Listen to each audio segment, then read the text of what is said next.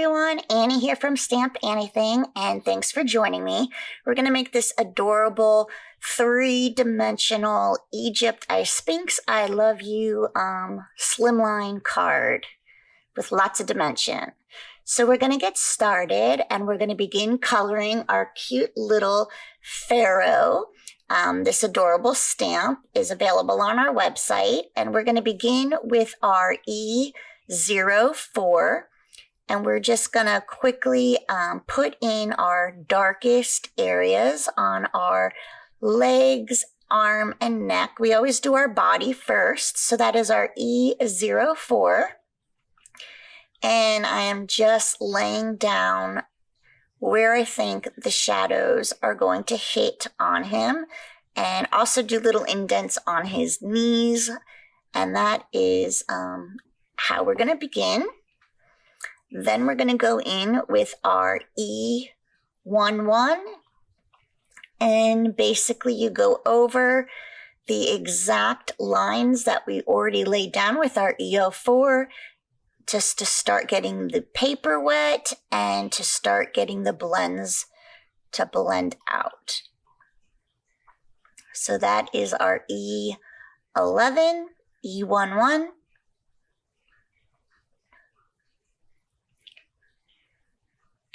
And next we're going to go in with our 𝐒21. And again, repeating the same process. We are going over our previously drawn in marker lines and just continuing to expand a little bit with each layer to fill in those areas.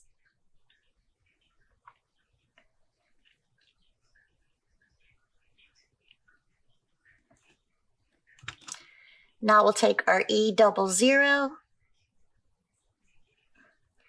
Again, just repeating that process once again.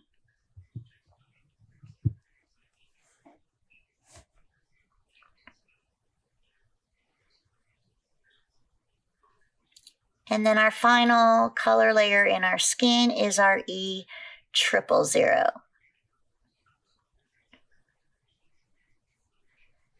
So you're just building up the layers with a shadow on one side, and then you're layering it out and blending it out to your lighter color.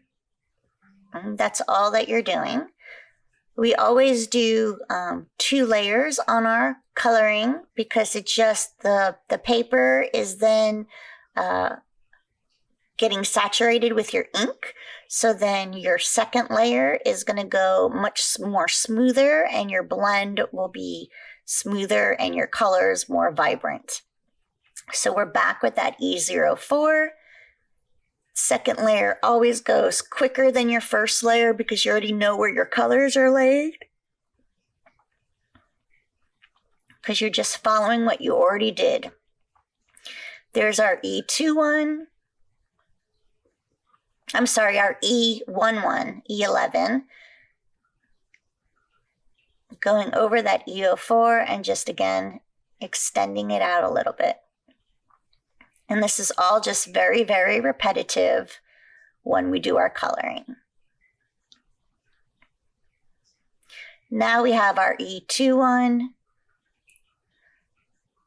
Again, just going over what we already have. On little areas like this, you might not notice doing a second layer that the blend is smoother. But when you're doing an area like the hair and the face, you definitely notice the smoother blends. Smaller areas doesn't require as much, but the larger areas, you definitely notice it. Here we are with our 𝐒00.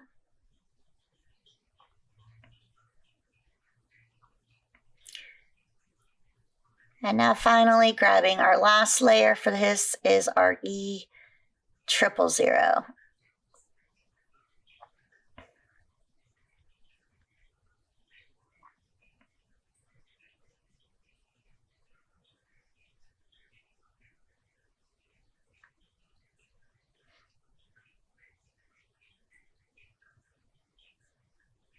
And there you have the body skin of your cute little Pharaoh. And now we're going to use the same markers, and we're going to go ahead and do his ears and his face. The ears are very small, so you're going to just do little lines for that shadowing. And then for his face, we're going to go underneath his headdress, all the way across on that forehead area. And then we're going to go down right on the side like that. And now we're going to take our 𝐒11 and going over those lines.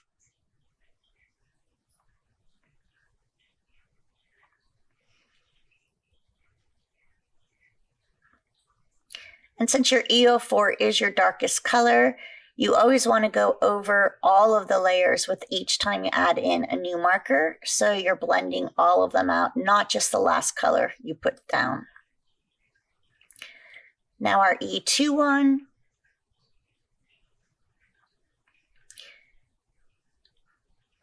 Again, going over the previous 2 layers and extending it out.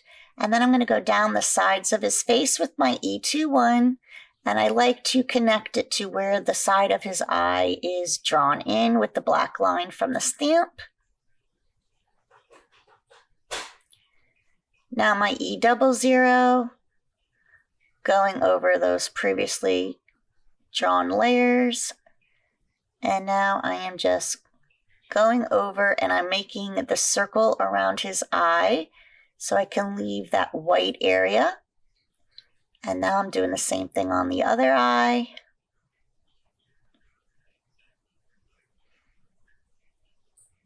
Like so.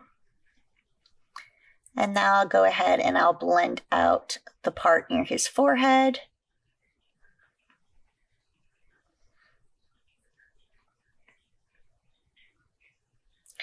And now my 𝐒00.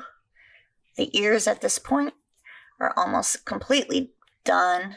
And then we're going to go ahead and feather out more on the face.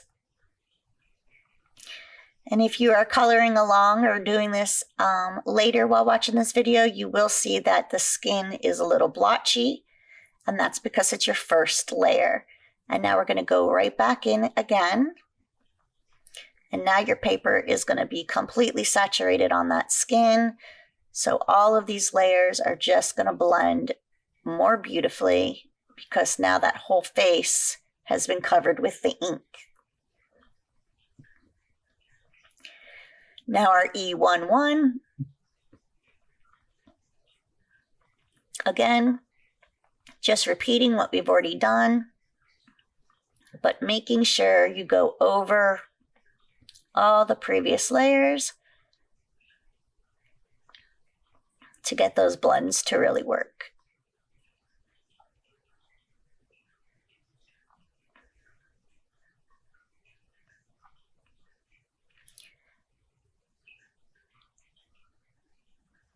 And now my 𝐒21.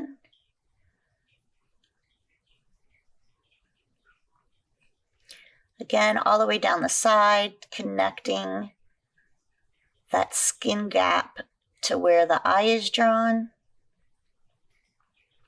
And then going over the previous layers across his face, like so.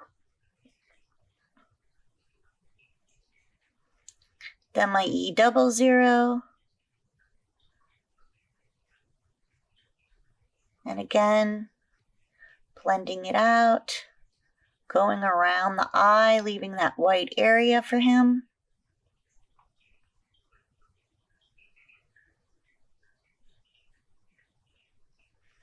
And then going across his face, again, just smoothing it out for that better blend. And now I'm going to be taking my R21, and I'm just adding a little bit of pink tint to his cheek areas.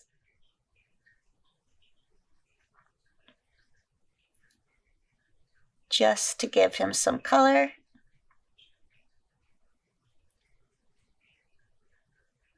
And then I'm on with my 𝐒00, and I'm just fanning out the end of the cheeks, not going over the whole pink because it'll dull it. I'm just trying to fan out the edges and connecting the chin area. And then with my 𝐒𝐿𝐴, filling in the rest of that face. And you can see the blend is a lot more smooth because we've done that second layer. And there is the skin on our Pharaoh.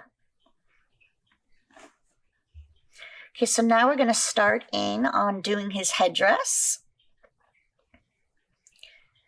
And we want thin little lines like so, as opposed to fatter ones. So by holding your marker at a 90-degree angle, you really get that thinner line. And we are using our BGs, and this is BG 18. And I'm doing every other section on the headdress. And I'm just going as close to the drawn line as I can possibly go. And on the left side of the headdress center, I am going on the left-hand side, and then on the right side of the center of the headdress, I'm going on the right-hand side.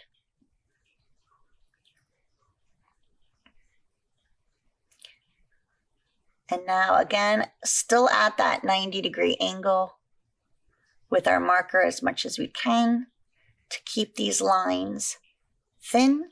We are going over what we previously drew and extending it out just a little bit more, because we do want a nice little variation and color hitting in our headdress.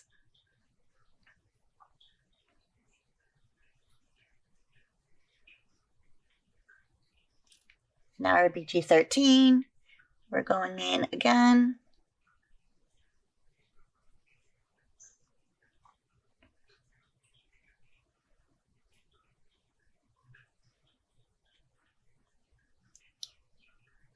And we're just extending a little bit further, starting to really get the area filled up on these stripes a little bit.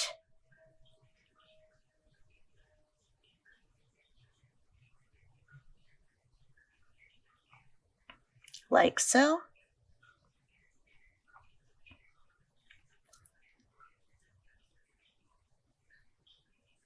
And then our BG 11.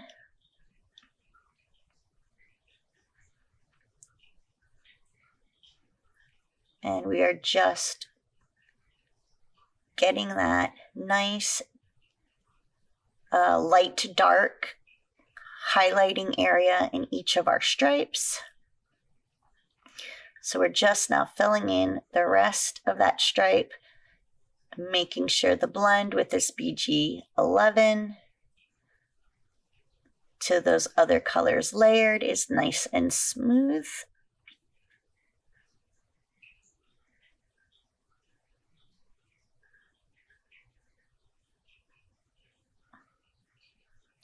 And you can see a gradient from that darker side going into the lighter side of these stripes. It gives it a nice variation in the coloring.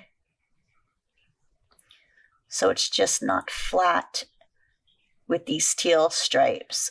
And because we're also going to add other color into the opposite stripes, we're going to make it read white and teal.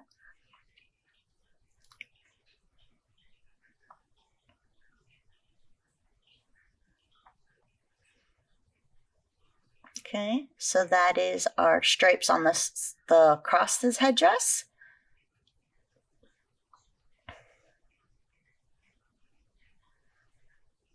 And we're going in for our second layer. Again, it's all very repetitive, but if you want nice, smooth marker lines and not harsh ones, it's really important to take these steps, because like I said, the first layer is saturating your area completely with the ink so that the second layer goes down much smoother. So we're just repeating the process, doing those stripes. So again, just a lot of repetitiveness, but that second layer will always go quicker than your first because you already laid down and mapped out where everything is going. So you don't have to think as much on that second layer of where you want your dark and light to go. But that second layer also gives you the opportunity to fix your dark and light if you need to. When you pull back and look at your coloring, if you need to add more dark into areas. And now we're just finishing up these stripes across the front of the headdress.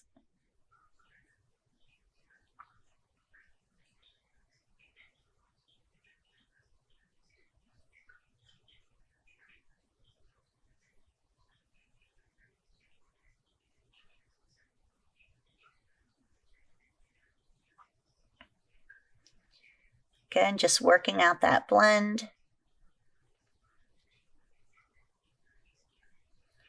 Making sure it's nice and smooth from those darker areas going into the light.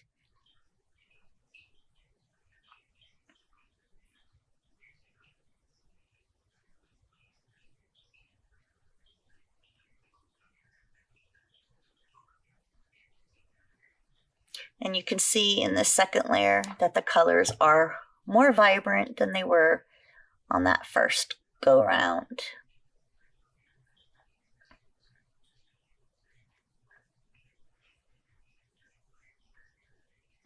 Just finishing this last stripe, and then we'll begin our side stripes.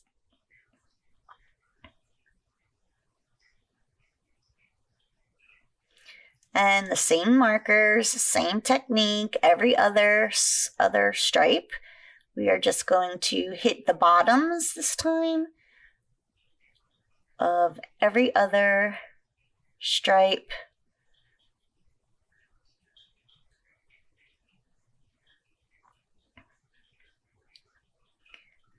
So now we'll have shading going from the bottom to the top, whereas on the top of the headdress, it was going from the sides towards the center, and it just adds a nice visual appeal when your highlights and your hits on your coloring comes in from different ways.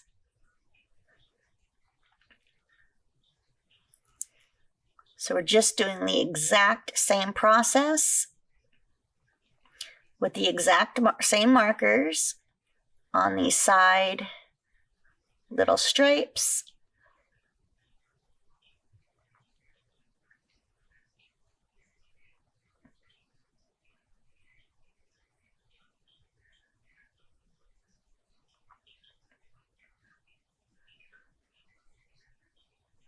And blending it out to that lightest color.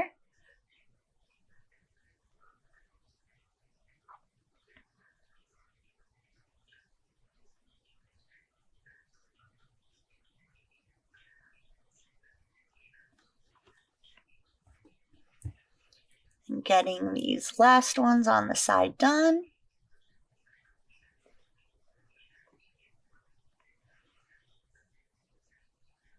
And so you can see how the shift of the highlight and the shading has rotated from the front headdress to the side.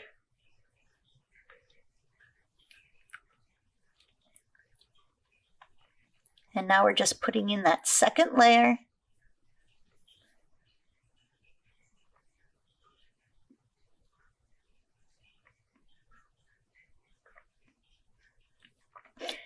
Again, it's all just very, very repetitive in your coloring. And that is all Copic markers is. It's just putting down layers, extending it out, and repeating. And it's the same if you're doing skin, clothing, or hair. It's just a lot of repetitive business over and over again, which might seem, mundane at the time, but the overall effect when you're done is just really, really nice. Now we're going to repeat it to our other side. You want to make sure we get the same stripes on the other side. So I'm just making sure I'm matching up my stripes.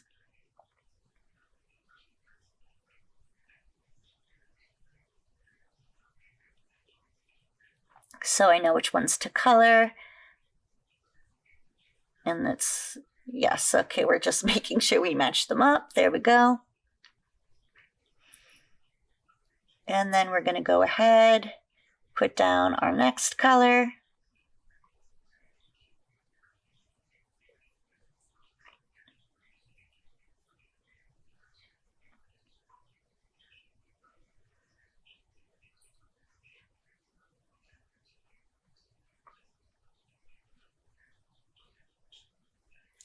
And then our third color is now going down.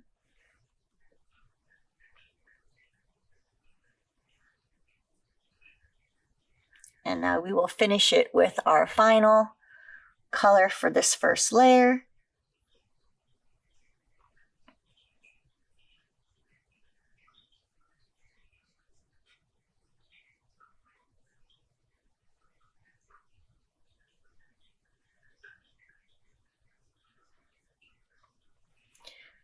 Just going over those past layers to blend out to this lighter one.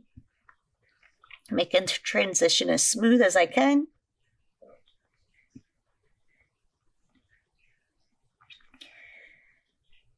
And now going really quickly, we're going to do our second layer on the second side.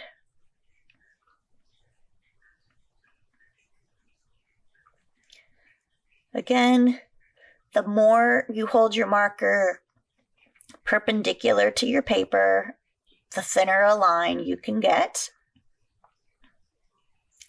And in some areas, especially with those darker colors, you just need a really, really thin line just to hint at that shadow,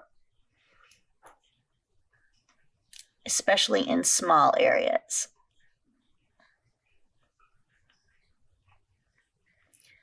On clothing, your darkest color you might have as a thicker line because you have more area to shade, especially also in hair. But on these little areas, just a thin, thin line really does wonders just to take it up that notch that there's great shading in a small area.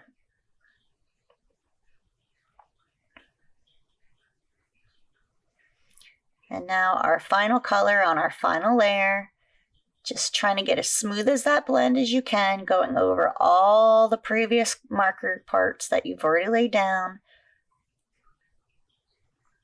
blending it in. And there we have all the stripes on his headdress. And now we're going to do the stripe going around the back side of the headdress. And we're just going to pull in from the tops with our darkest color. And we're going to repeat it on the other side. And then we're also going to lay our darkest color coming from the area from behind his body, going around.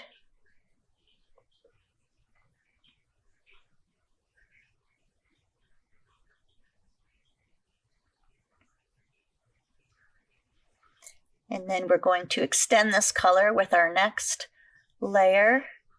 So going over everything, as you can see, and then just pulling it down a little bit further.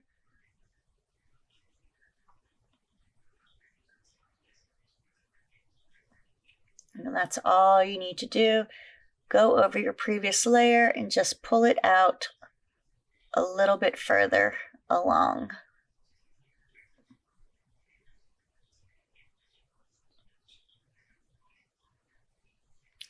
And now our next color, same thing, going over it, pulling it down to where there's a small area of the white in between, which we will reserve for that last color, for that little bit of a highlight.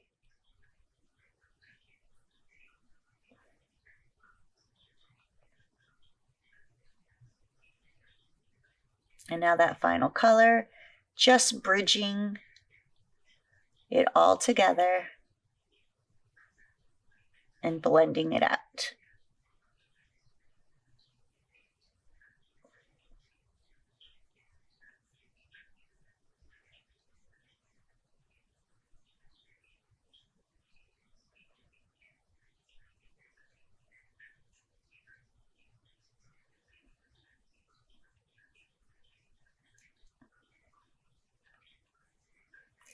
And then we're just going to repeat it really quick. So that darkest area underneath the corners, then the areas from coming out from behind his body,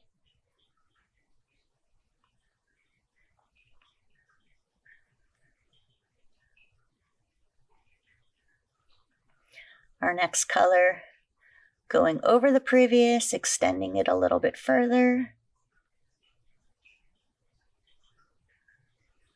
And again, you've already mapped this out, so you know where to add your colors.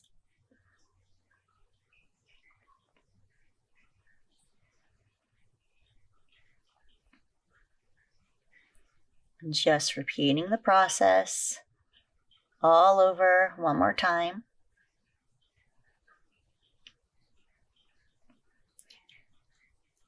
And our final layer, once again, bridging everything together.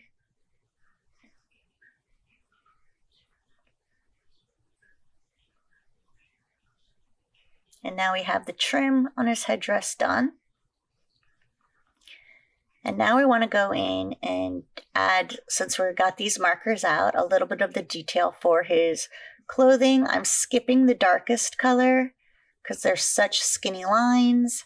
I'm just trying to hit a little bit of area on the tie around his waist, just so it ties in with the headdress without using all of those marker colors because it's such a small area. So now we're going to go in and we have to do the other set of stripes, which we want to read white. And to do that, we're going to use our cold grays, our cool grays. And I'm just going down with my C2. It's probably not going to read very well on camera, but this is your darkest shadow area. So I'm just laying down that line, and then I'm just going to be feathering it out with a lighter color for those cool grays. So it'll still read as white. And it was a little too light, so I'm going back in with my C3 as my darkest color, just so you can get a little bit of a shadow going. So that was my C3. Then I'm going in with my C00 and just blending that out.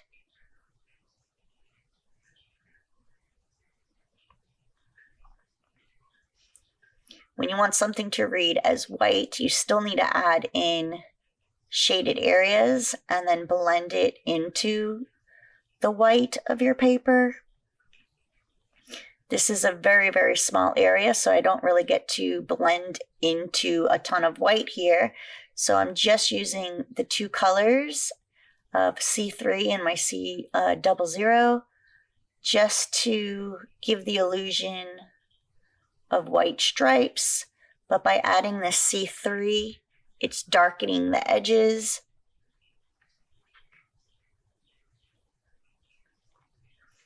And then blending it out smooth to a lighter color. So it still has that variation of going from dark to light. And even with it being in a very small area, it will read as white when you're all done. I also like to color white with my baby blues, my really, really light blues, just to add shading with that. And then sometimes I use the grays. Again, it's just to give a hint of color to add for the depth of what shadows would be in white without coloring in all of the area.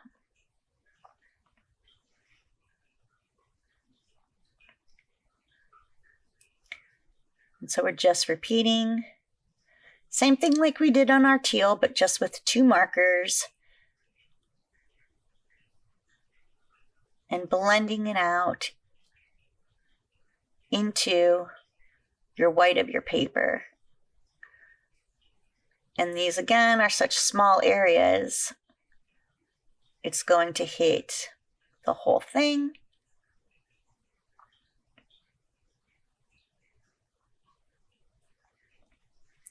Just finishing up the second layer with our dark C3 and then pulling in the 𝐶00, smoothing it out.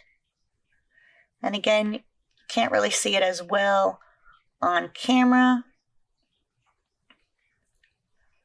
It's just to give that little bit of a hint of color on these other stripes.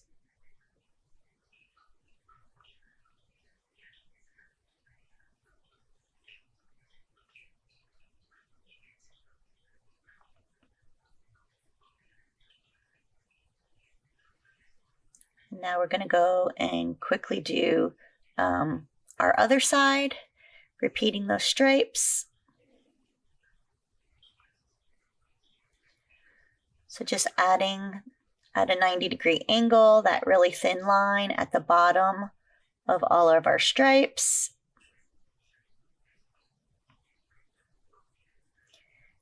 And then blending it out with the 𝐶00.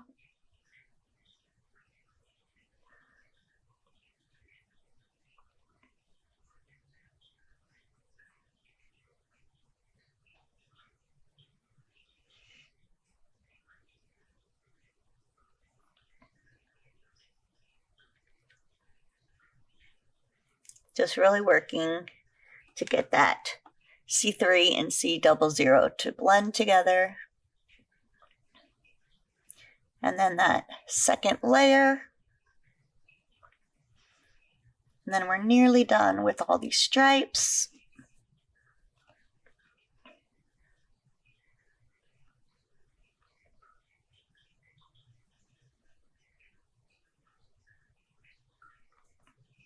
And now our final layer with our marker. And then the top of the headdress will be finished.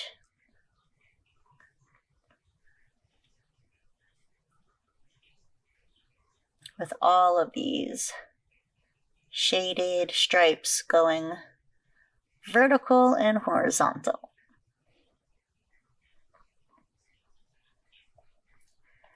There we go. Now we're going to take that C3 again, and we're just going to pull down some shadow areas underneath his neck, his chin face area, and that side of the headdress, and just start pulling it down. Just feathering it down towards the bottom. Again, that's with your C3.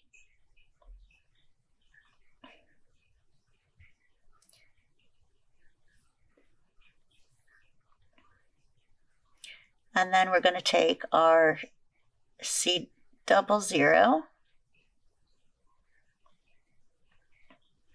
and blend it out, going over that C3 and then just blending it out into the white area all the way down.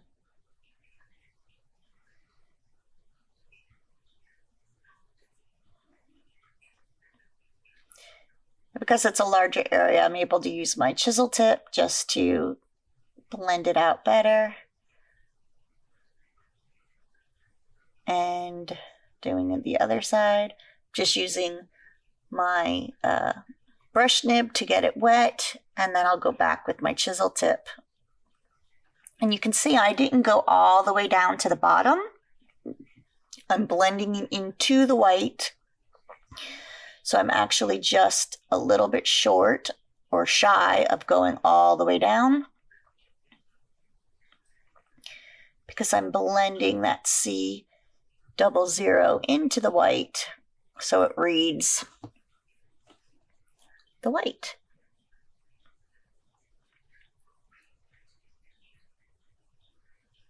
Okay, so now we also need to do some of the details on his little outfit. And we're not going crazy with coloring on his outfit. We're just hitting it up because his outfit is white. So we are just going to add a little bit to the stripes area like we did before with the teal. And I'm just adding a little bit of color to those stripes now.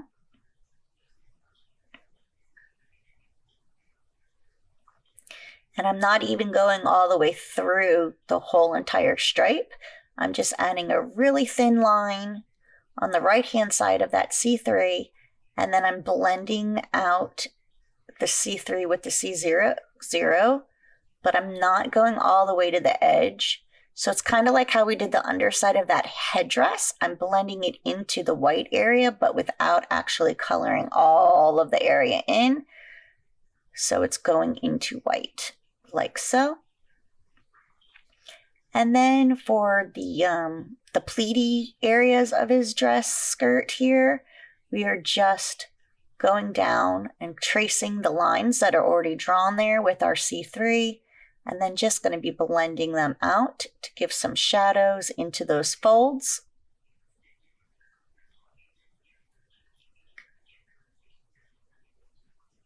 Just to give a hint of color, so there's some shading and some depth on there.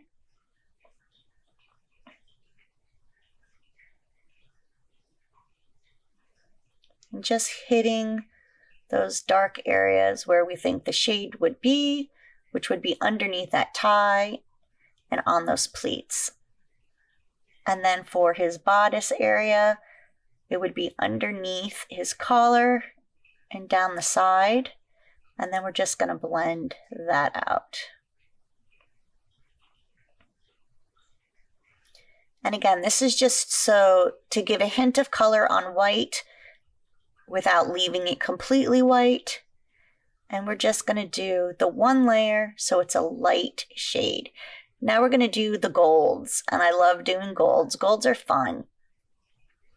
And golds start with a brown and then go into a nice yellow. So we're going to start with laying down our darkest area with our E here, and we are going to our E25, and we're just going to go down the sides of the little jewelry area. And then we're going in with our Y19, and you start blending it out. And the Y19 on the E25 blends really, really nicely, and it starts to pick out a rich gold type color. And then you hit it with a really light yellow on the end to feather it out even more. And it will read as gold. It's quite fun. So you're just going to go ahead to richen it a little bit more. So that E25.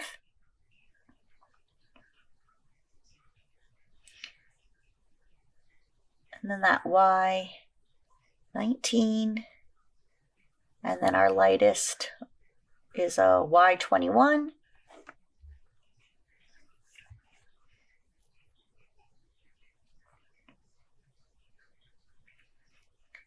It's hard to read because it's just the rim, but we're going to do more gold. So we're also going to do gold on the band here. So we are going to lay down that 𝐒25 across the top of the band. And then we're also going to come in from the sides and start feathering in some of this brown. And we're going to repeat the same thing on the opposite side of the band, again with that 𝐒25. Then we're going to go in with our 𝐲19 and start blending out on top of the color we already laid down. And you can see it's starting to go into like a goldy color.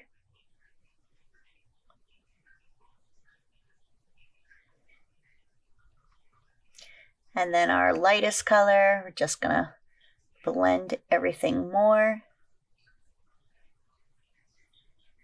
So our band reads shadows on the side with the lighter part of the highlight hitting towards that center. And my marker's starting to run out. So I'm just going to grab another light yellow just so I can finish this up and get a nice golden color. And there is how you do a really cute variation on a gold.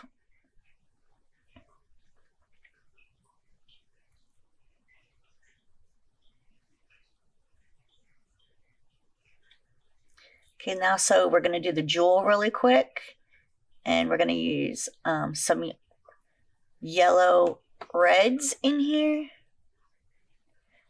And so we have our YR09, YR68,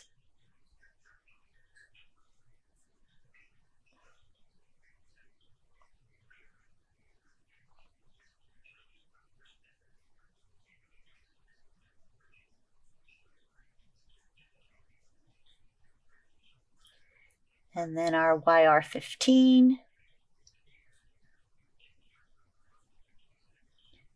and we're just making our cute little gem in the center of the headband here, headdress. And then we're just going to do it one more time to darken everything up. So the YR09,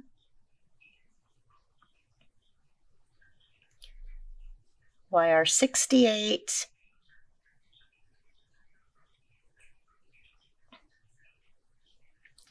and then finally our YR15.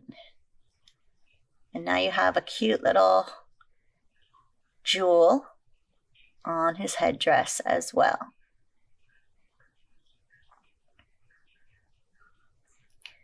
Okay, so now we're going to go back to add more gold. We're going to do his little waistband of his belt. So that 𝐒25 going around on his belt area. And then our 𝐲19. And then I would have had my 𝐲21, but I had to switch to my 𝐲11. But it's a small enough area that it will be okay because it'll still read as the gold. And now we're going to do his collar area. Oh. And we are going to, on the sides, with that 𝐒25, and start feathering it in a small amount. And then on the side of the other shoulder, feathering it in towards the center, a small amount.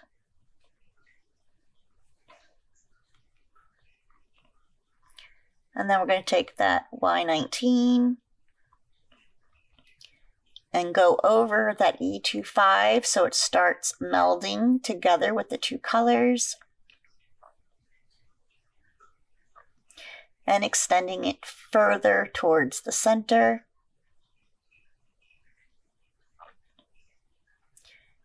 And then our 𝐒11, again, I would be using my 𝐒21, but it ran out. And then just filling in the rest of this area and blending it for a nice smooth blend.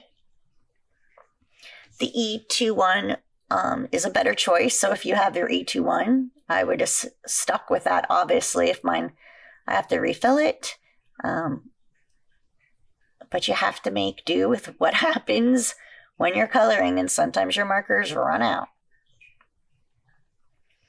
Okay, so I'm going to go back with my 𝐒25. I'm doing the back part of his neck right there, the darkest, and then the jewel collar around the top of his neck.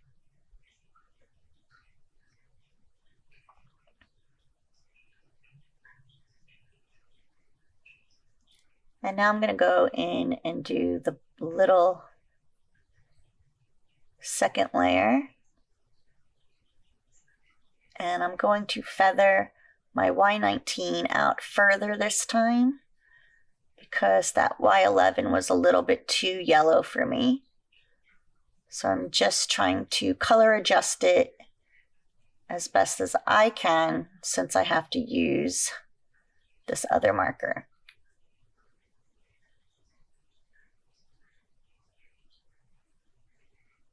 And that is to get rid of that bright yellow. So it reads gold. And that is our little dude with his little gold headdress and his collar. And then we just need to quickly do some of his sandals, which are super, super tiny. And we're just going to use our 𝐒35 and put in some little shading.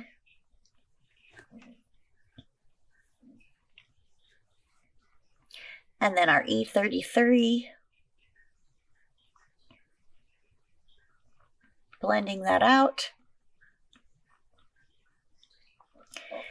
And then our 𝐒31.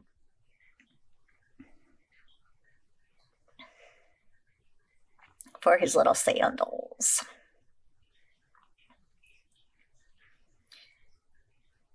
And these literally are just lines because they're very, very thin, the drawing of his sandals. So it's not even coloring. It's laying down a line and then going over the previous area with your next color, basically.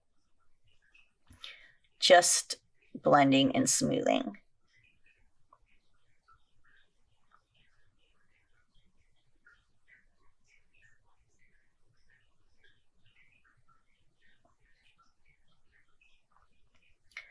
Okay, and now all that is left to do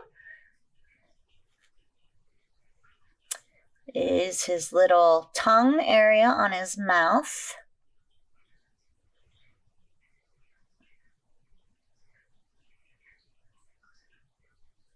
And I'm just going to be using R05 to lay down that first layer of the red in his mouth, and then hitting up a little shadow area with R56. And then just blending the two together once again with that R05.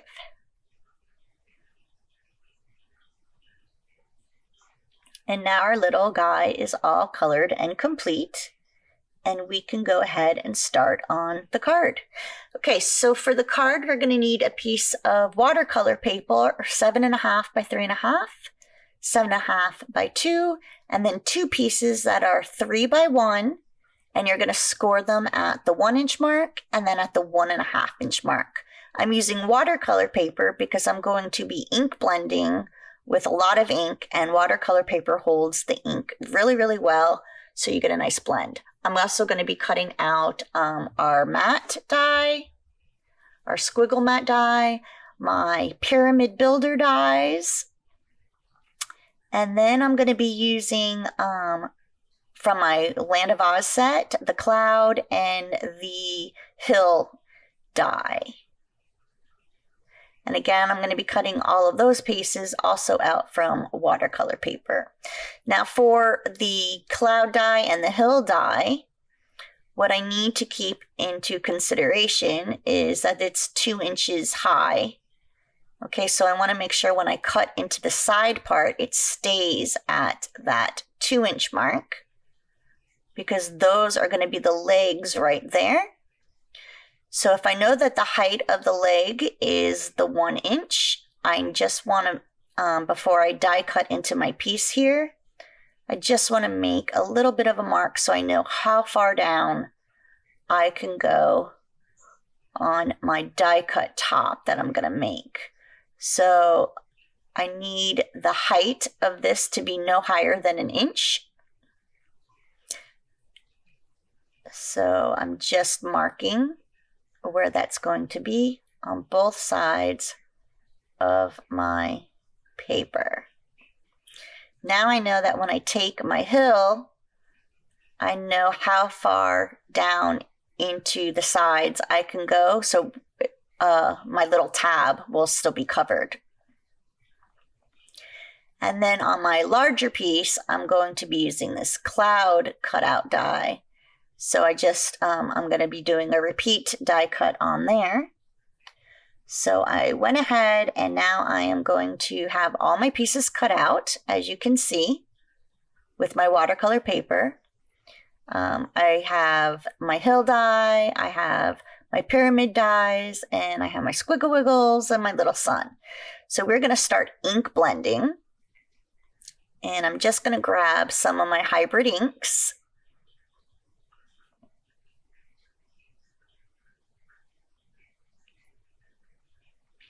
So I am going to be using our ink in Tangerine and also in Aspen Gold.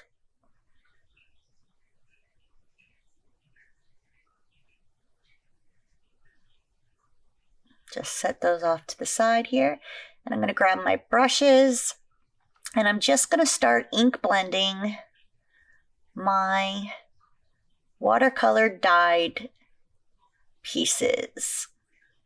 So I'm grabbing some of that, my yellow ink, and I'm just coming off the side of the edge, blending towards the center of my squiggle mat.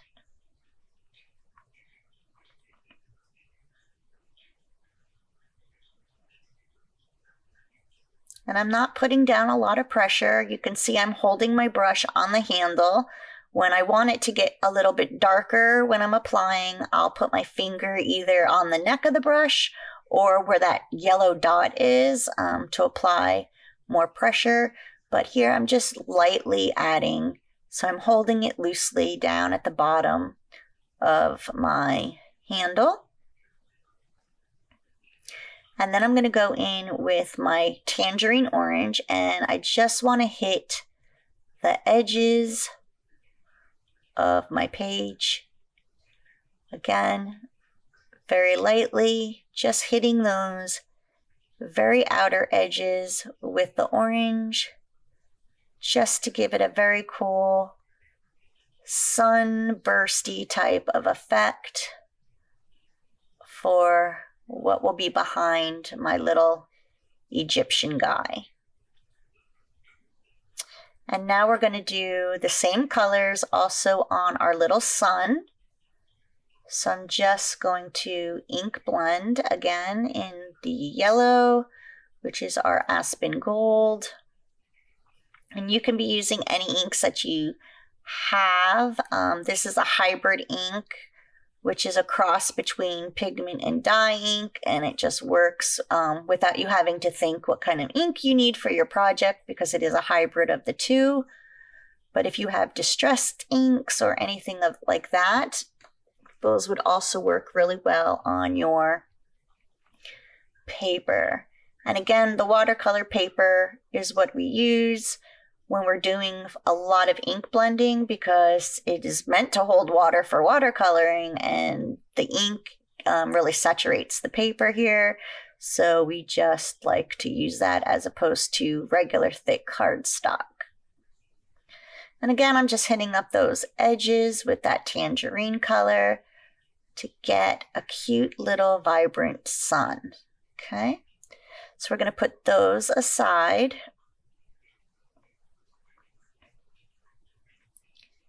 And we're going to grab our next sets of inks that we're going to use for our next ink blending. And we're going to do our cloud section now. Now I already die cut the top of my card, but what I also did is I also ran it through again on a spare sheet of paper, because I'm going to use that as my stencil.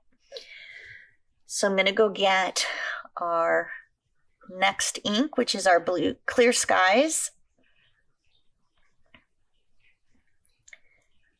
And what I'm going to do is I'm going to lay this stencil in various places on my bottom piece so that I can get variations of the clouds coming in and giving a really nice texture to it. And so if you have dies, you can actually use them kind of as a stencil idea by simply cutting it out on another sheet of paper and then using it as I'm doing, and just laying down these layers. And again, I'm using it lightly.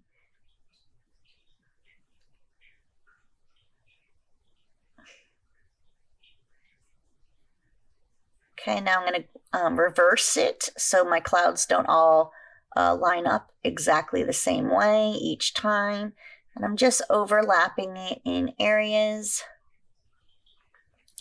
and then going in with another layer by moving it down. And you do not want the ink to be the exact same tone as what you just left down in your last layer, because this is what's going to give it the variation of the different clouds. And I'm just adding that in now. And you just repeat this by keep moving that stenciled piece down and flipping it over, and then making sure it doesn't always line up exactly, so you're getting different cloud tops in different areas of your paper. Because if you just move the page down each and every time, all your clouds would line up, and we all know clouds do not line up. So we just like to move this stencil around, use different parts of it in different areas,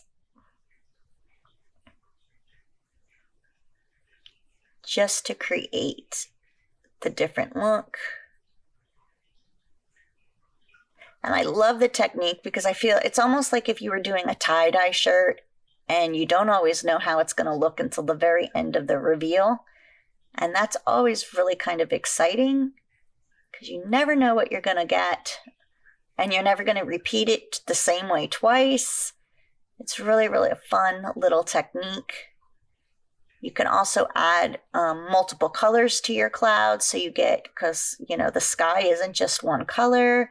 Sometimes there's hints of purples in the sky and pinks in the sky, and of course at sunrise and sunset you get your yellows and your oranges.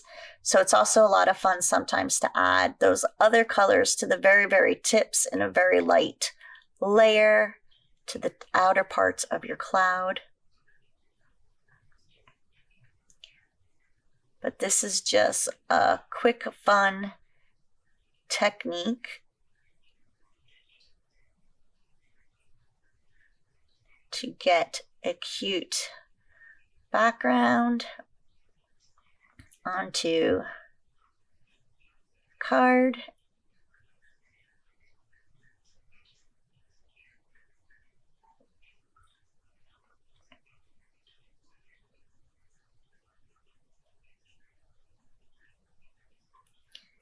again, using different pressure on our ink to get these different shades of, we're only using one color ink at this time, but as you can see, we're getting lots of different variations in the blues because of the pressure that we're using and going lighter in some areas and darker in other.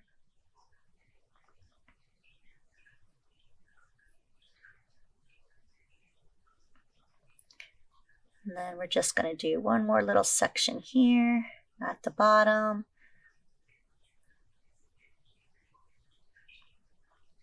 And then we're nearly done with our pretty blue sky. And then we're just going to fill in really lightly the leftover bottom with a very light touch of the blue, like so.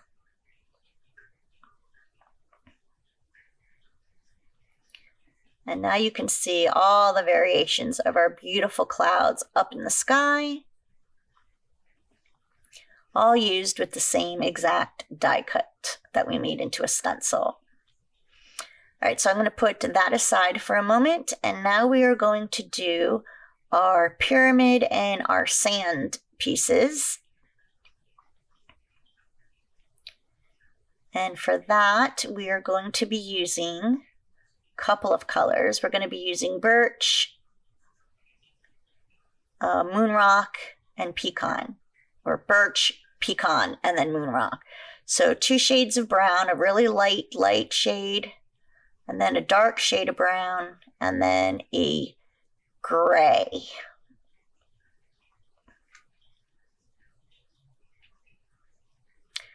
So we are going to grab our pyramid pieces, and we're going to first put down our birch ink. And this is like a sand color, pale beige, which is perfect also for no line coloring. If you stamp your image in this ink, you'll have a really great no line coloring image. So we're just going to apply this in as much of an even tone as we can on all of our pyramid pieces. This is just going to be our base color. So we just want to get it as much coverage on here as we can.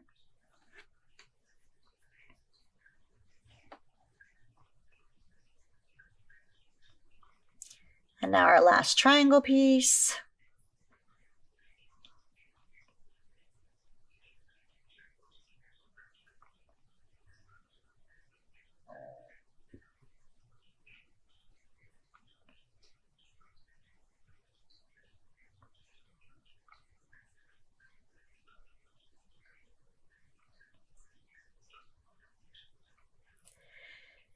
And now we're going to do our sand of our hills.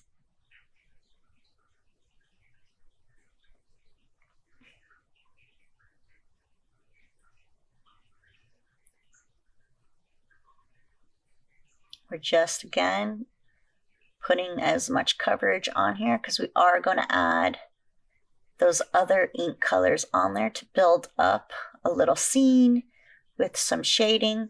So we just need to put down that base ink.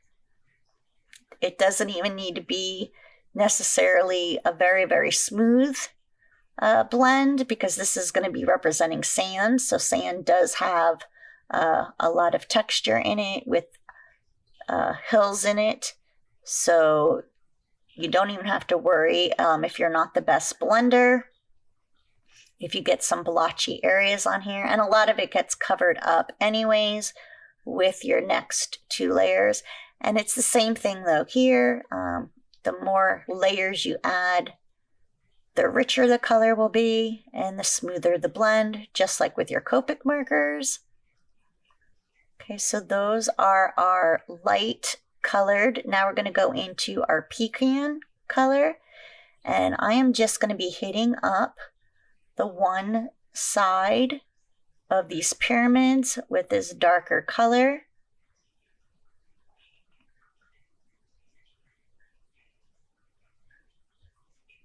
I guess I decided to add it on the other side too. Sorry about that. Okay. And then we're going to go ahead and repeat it on our other pyramids as well. And again, this is a much darker brown, so I'm very, very lightly applying it because I don't want it to be like super, super dark. I just want it to have more texture added to these pieces. So we're just adding that on. And then this is the piece that goes underneath the pyramids. So we want those cutouts to show through in the dark brown. So now you can see I'm adding a much heavier hand and getting the darker brown. And I'm just quickly hitting where I need the dark brown to be because I want it to show through those little cutouts on our top layer. Like so. And then we also have this little strip that covers the bottom of our pyramid. So I'm just going to also put that down in the dark browns. Like so. And now I'm going to add the color to our base piece here. So again, I'm back to using a lighter pressure. And I'm just hitting on top of the hill and then on the sides. Not really going all the way towards that center, but I'm really just trying to darken the edges more. So that will give that shadowy area where it needs to. And then going across the bottom just a little bit, just so it all ties in nicely. But you can see I left some lighter areas in the center of the plain of the desert here. And now we're going to go and grab that moon rock, which is a gray coloring ink. And this I like because it just tones everything down and gives it a nice earthy feel. So I'm just hitting different areas of this as well, and it gives a really nice tone on those other colors. And now I'm just going to repeat it on the other pyramids. Again, it's just to help tone it down and darken it up a little bit more. Still leaving the birch color, the lightest brown, in the centers of the pyramids to represent the light hitting on them.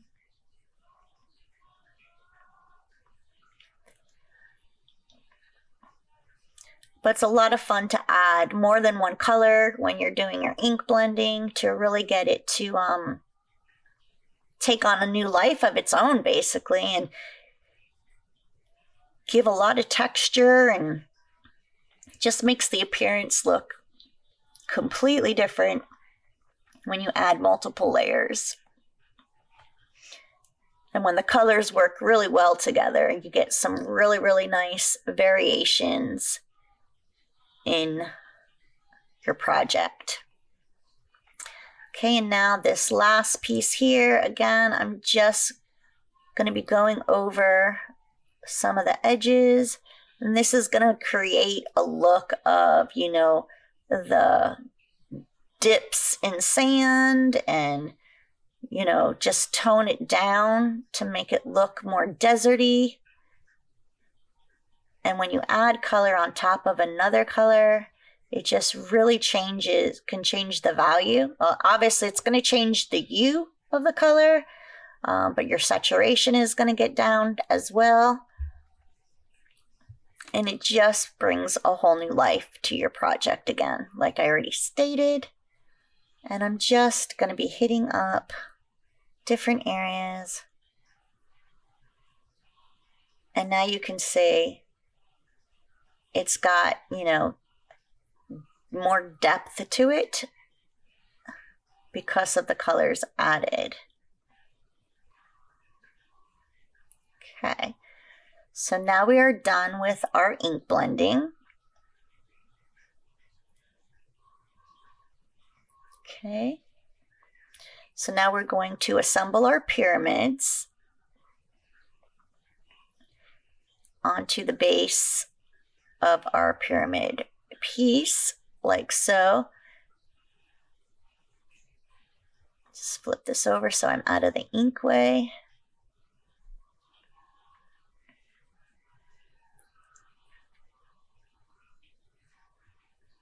So I'm just going to take some liquid glue, which, hold on, lost my pin for my glue.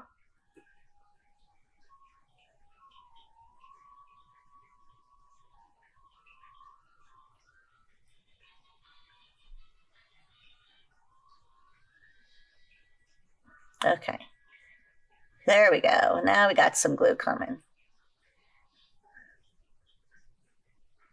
Okay, we're just going to glue these down in place on our base of our pyramid here. And now hopefully you can see more of the variation with that ink blending on those pyramids, how you got nice shading in there. I'm just gonna line that up. It just creates a really great little scene here for you.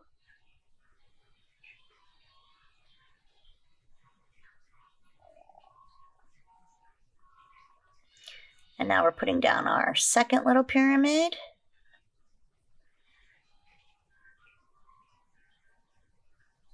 Like so. And liquid glue is amazing because it gives you that wiggle room.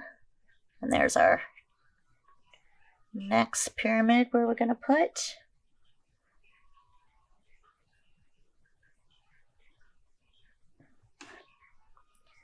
And I am actually going to top dot that third pyramid, just because this whole entire card I want to be three-dimensional.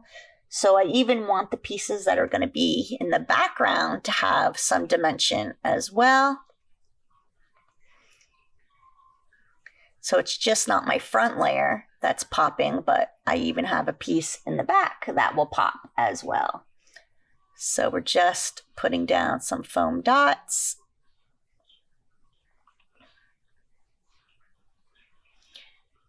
I'm trying not to cover out those cut windows.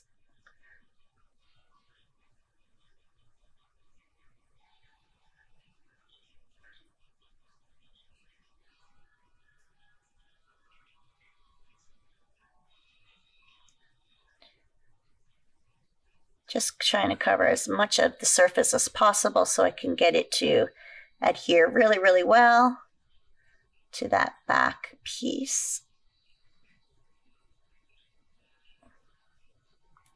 Like so. And now we're going to go ahead, I'm going to trim this one piece was covering. There we go. So remove our backing pieces.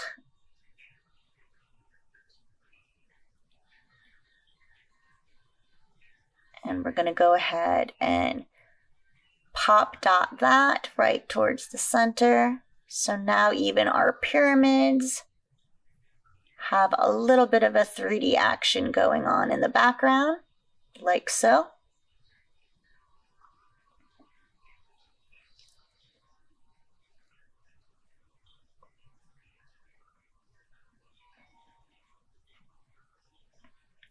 And now we're going to take our strip, and I should have glued this down first before pop dotting. but that piece just goes across the bottom like so. But since it's pop dotted, I can actually just slide that underneath. So that worked out to my favor. So we're just gonna go and glue this little strip right down on the piece here. Just gonna hold that in so I can make sure that's going under my other side. There we go. And then again, we got that little bit of wiggle room to go ahead and position our strip where we need it to be, like so. And there we go. And now I'm just gonna make sure I can adhere it. Okay, so there is our pyramid piece.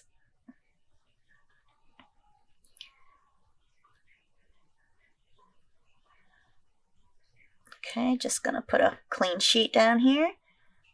For our sky here, we are going to start planning out where everything's going to be, so we can kind of get a visual on where we want our pieces to go.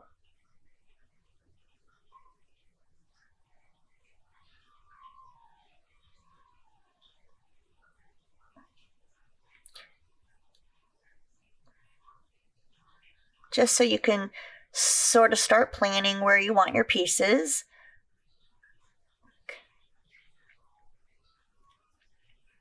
So we are going to first position that bottom piece because we know that's going to be a pop out, so we can kind of figure out where those pyramids need to lay.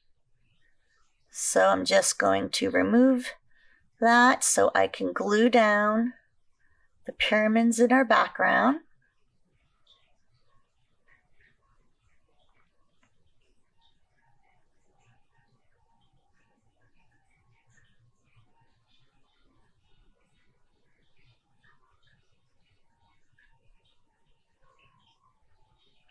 Again, just positioning it so that I have the pyramids peeking out from the sand dune, so they're further in the distance, like so. And now I can go ahead and put those down.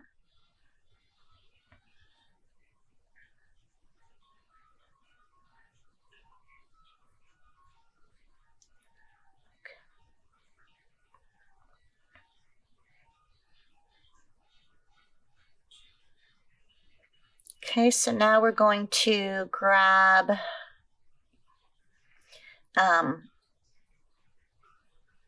see, we're going to get, this is our normal standard card that we use, and I just wanted to make sure it was going to fit in there, but ultimately my card is going to be larger than a regular slimline.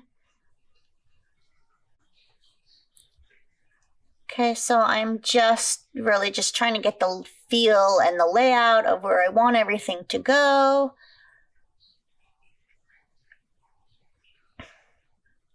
This is just a natural process when you are making projects.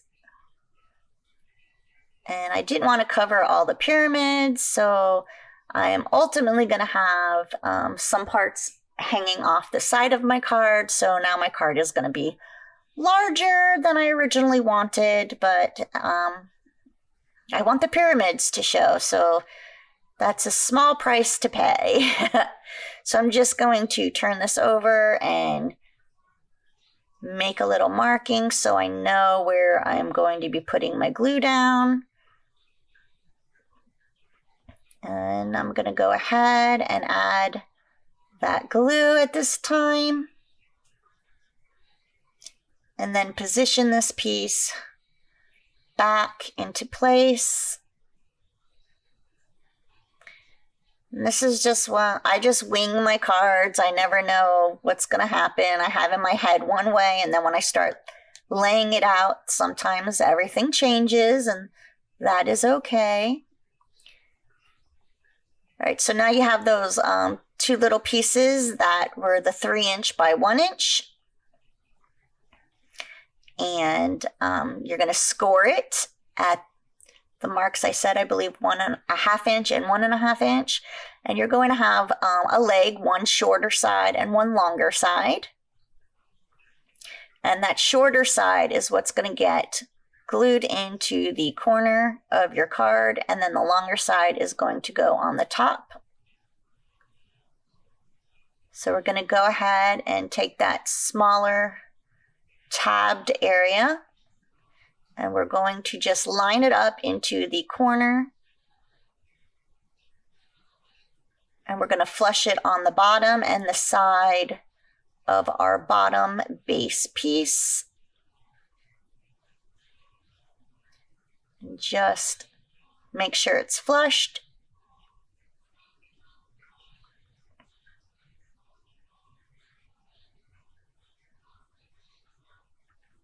And then you're going to repeat it on the other side.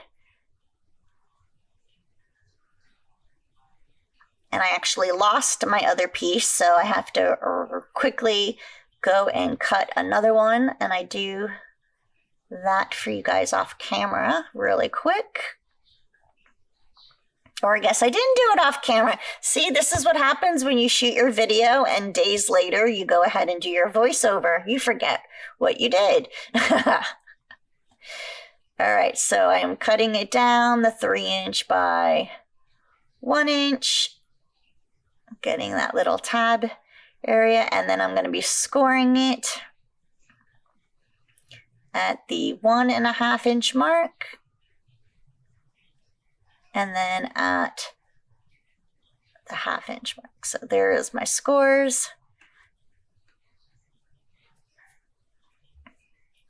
And now we can go ahead and get that second tab set up.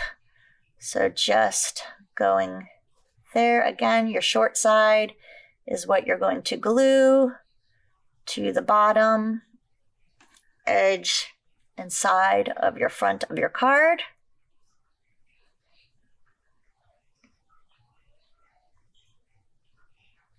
And mine's overlapping on the pyramid, so I'm going to have a little bit of a second layer popping through there.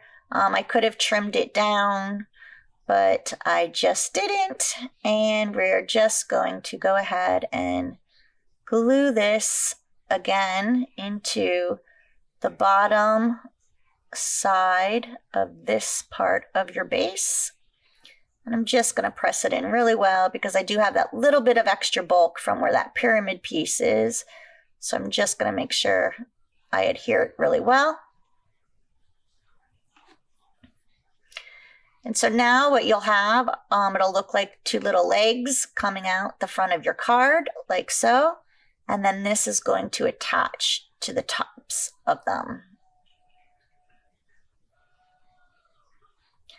Okay, so I'm going to grab some more glue.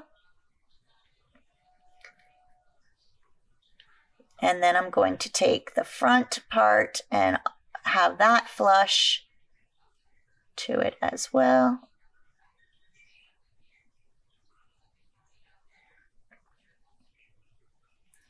And just make sure that is adhered. And then I'm going to repeat it on my other tab on the other side.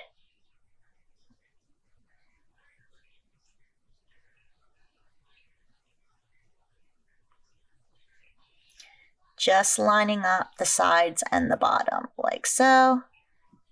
And you can actually fold it a little bit over so that you can put the pressure on for it to line up. And it should line up just perfectly.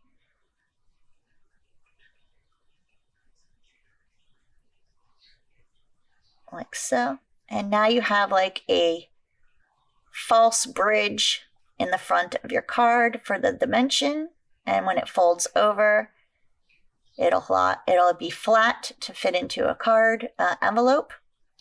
And now we're going to just go ahead and put some glue for our sun.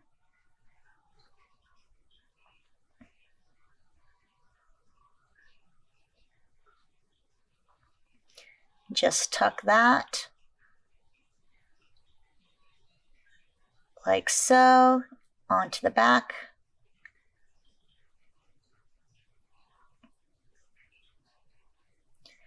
And then we have this little tag, and I made them in 2 different sizes because I wasn't sure if I wanted the longer piece or the shorter piece. So just to give the card balance, I think we're going to go with the longer one.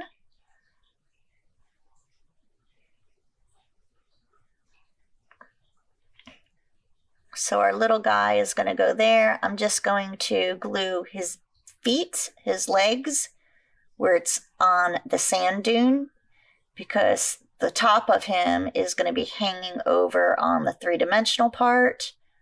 And you can't pop dot it because then when you fold the card, he would shift. So we can only glue his bottom legs at this time, like so. And then again, I was still deciding if I liked the longer one or the shorter one. I just think the shorter one didn't give as much balance to my card. So I'm going to go ahead and I'm going to just pop dot my sentiment, like so.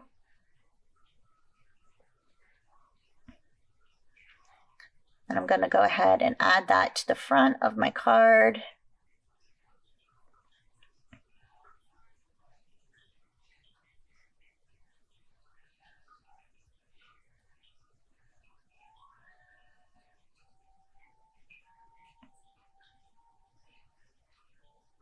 And there's your little popped up 3D Shadowbox styled Slimline card.